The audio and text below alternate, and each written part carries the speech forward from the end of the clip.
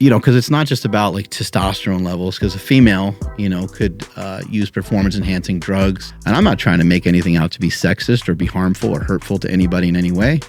But there are differences. Male athletes, they have nothing to worry about. It's only women's sports. And so he's saying, like, how come you guys aren't speaking up now, or you ladies aren't speaking up now? And so, but it's tough, right? Because you're kind of damned if you do, damned if you don't, because you're going to piss somebody off. Yeah, I think these topics get to be really interesting, because it's not just about like testosterone levels, because a female, could use performance enhancing drugs and assist in getting better times and doing better in all sports, including something like swimming. But having previously been a man, I mean, there are things that are pretty obvious. There's obvious differences between men and women. And one of the big ones is a lot of times not all the time, but a lot of times men will be taller. A lot of times they have a taller frame, and a lot of times they're heavier. And they have a larger frame too, bone structure, everything. Right. And along with that, larger frame, usually you have larger muscle. And so that's what makes men, in something like the 100-meter, that's what allows men to have a capacity to be faster. There hasn't been a time in history where that has changed. Men have been faster. Men have been more explosive. Men have been stronger. Now, there are females that are fast as fuck. There are females that they're explosive like crazy. There's females that could come into this gym right now and front squat 200 more pounds than I can front squat. Because I don't ever front squat, first of all, but I've never been very good at it. I think like the most amount of weight I ever tried was like 225 and it sucked. But there's chicks that will utilize, 3 plates and shit like that on exercise like that. It's phenomenal how strong women are. But there's a reason why there's a women's division and stuff, and there's a reason why there's a men's division and stuff. And I'm not trying to make anything out to be sexist or be harmful or hurtful to anybody in any way. But there are differences. And I think that with what we're seeing, and forgive me if I say shit that's wrong, I'm old and I don't always know exactly what to say, but I think with what we're seeing with some of the transgender people going into some of these sports, like we saw, was it the NCAA? Was that the NCAA finals or something like that? Is that what it was? Yeah, she won the title. Right. She won the NCAA title, and like people are, starting to break records and things like that.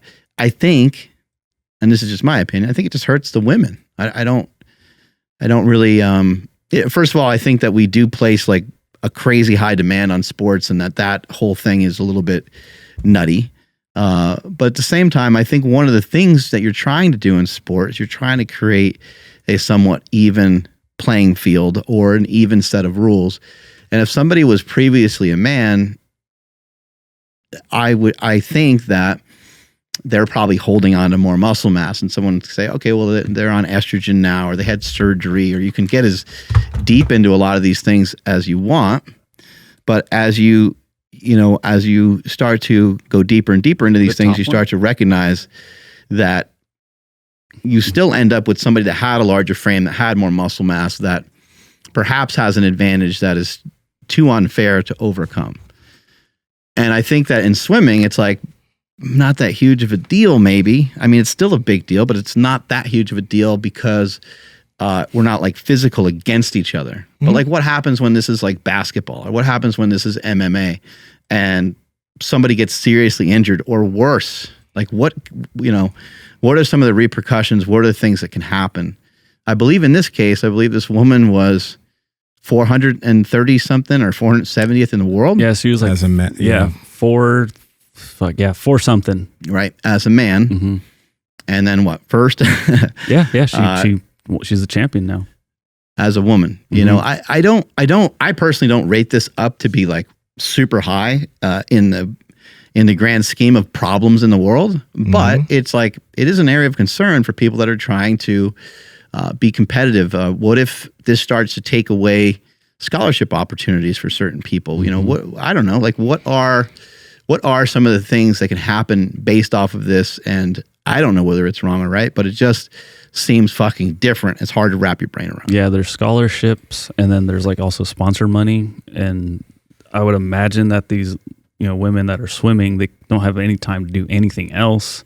So whatever money or whatever that they were getting from swimming, again, I don't know anything about college sports and swimming, what money's being transferred or whatever. Absolutely. Scholarships. It's a big deal. It right. takes So a that's lot, what I mean. And now, and Lia just finished right there in the video. Now they can get like money via like social media nowadays. So Lia finished right there, and everyone still has to keep going, right? Yeah, because they haven't been they still have about a lap left. Like she lapped the second place winner. Got it. I mean, the only way. My God, yeah.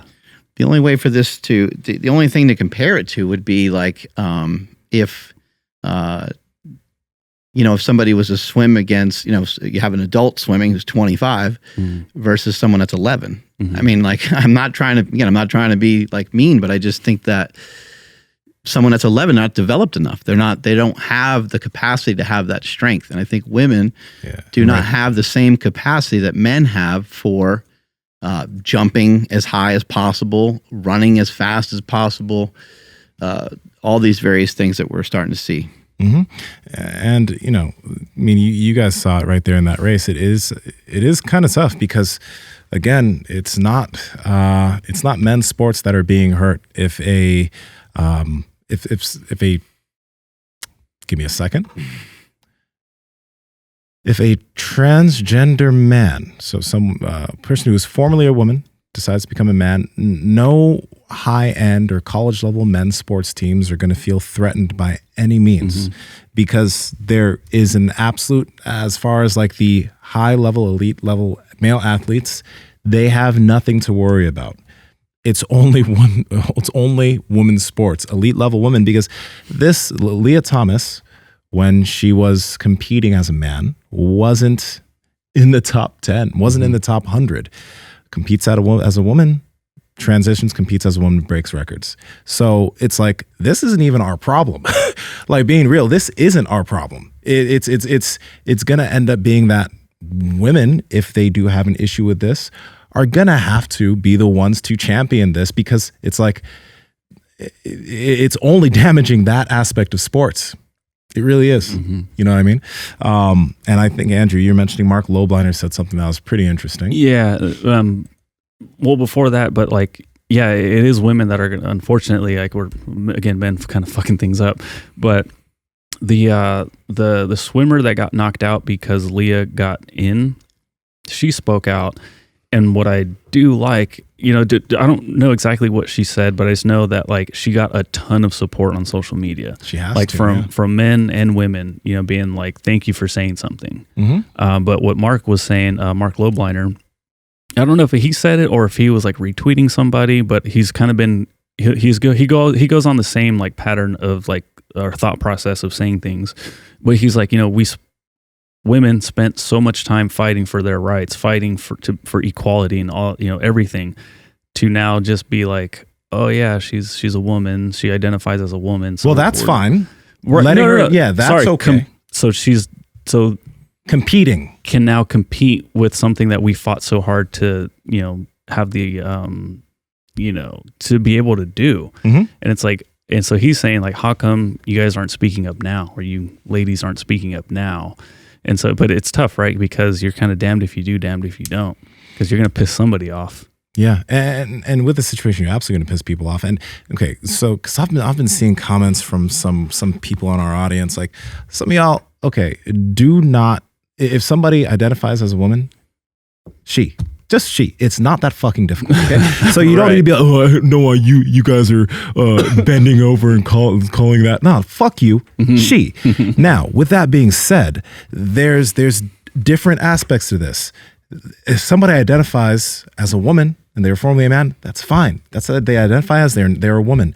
That doesn't mean though that like you can now compete against biological women, because that's a totally different playing field. And this is where it is going a bit too far, because again, at elite level athletics, if this goes to the place that it could, well, we're going to start having top threes being all trans athletes for women's sports, for women's track, for women's wrestling, for women's swimming, for women's anything where there are podium places. if this goes to the level that it could, we're going to have top threes always, or a high amount of them being trans athletes. Yeah, you just don't get an opportunity to win a gold medal in that thing for those 4 or 8 years that somebody tries to transition into your sport. Yeah, it doesn't matter if you have a ban on the amount of testosterone that they can produce, etc. That doesn't make a difference. When you were born with a certain difference in your bone density, the amount of muscle you gained when you were not on hormone replacement therapy, all these things, you cannot just discount it by lowering your testosterone for a year.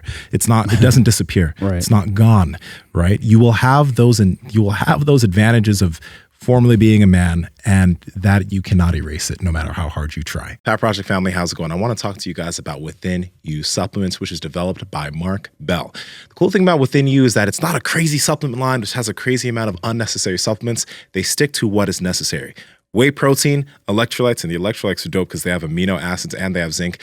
Then there's fasting gum. So we talk a lot about intermittent fasting on the podcast, and this fasting gum has apigenin, rutin, and caffeine, which can actually help you prolong a fast. It's really freaking cool. It was developed by Mark and Joel Green, who we've had on the podcast multiple times. So you guys got to check it out. Andrew, how can they get it? Yes, that's over at markbellslingshot.com. And at checkout, enter promo code PowerProject10 to save 10% off your entire order. Links to them down in the description, as well as the podcast show notes.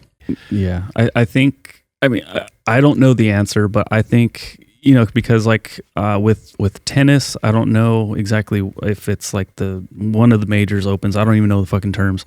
But like at the end, the whoever wins the male championship gets to go against the female championship or champion, whatever. And it's like an entertaining thing because it's tennis. And you guys can imagine who mostly wins that. But it's always like, oh yeah, we want to see women, do better at dudes in dude sports or whatever.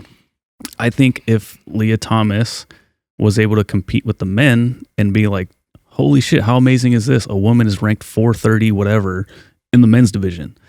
I don't know if that's the answer, okay? I'm just thinking in my head, like, I think a lot of people would support a woman competing against men again, and I just think that would be a lot more fair. Serena Williams has herself said in an interview that she would never compete in men's divisions. She said that she wouldn't even rank top 100 in the top male tennis players. And she's the best woman in the world. Fuck. And that's not, she is fucking amazing, but there's biological differences. I think Billie Jean King was a tennis player. I think that she played against a male athlete, but I want to say like a tennis player. I think that she played someone who was like, a good tennis player, but I don't think she played like the best. Maybe you can look that up. It's kind of interesting. These things they're really fascinating because they're actually like, it's strange because it's like a moral dilemma in some weird way. Like when somebody gains access to something, and gaining access to something is fine, but then when it takes something away from somebody else, that's where it's problematic. Having a faster person in any race is an advantage in a lot of ways because everyone should move a little faster because you have someone that's faster. But again, in this case, it's like you're taking places or a place away from somebody else that is, they work their whole life under these certain circumstances. You're a female swimmer and you've been doing it since you were 8. And you finish 3rd and 5th and 1st and 2nd and 3rd and 5th and so on.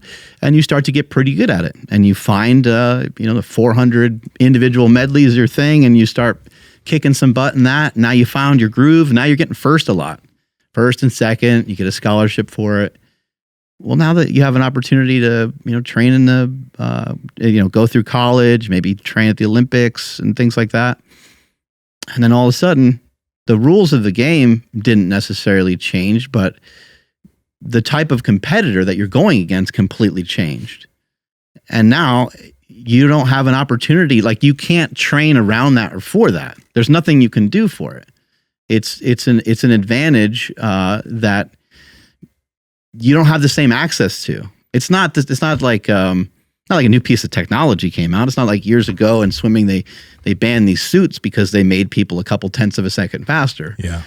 Now someone previously was born a different sex, and now they're coming into the sport with a huge advantage. And I think maybe people just need to think this out a little bit more clearly. I actually think it's a little bit of like a moral situation. Like I'm not in favor of it because I kind of think it's like stealing candy from a baby in a way.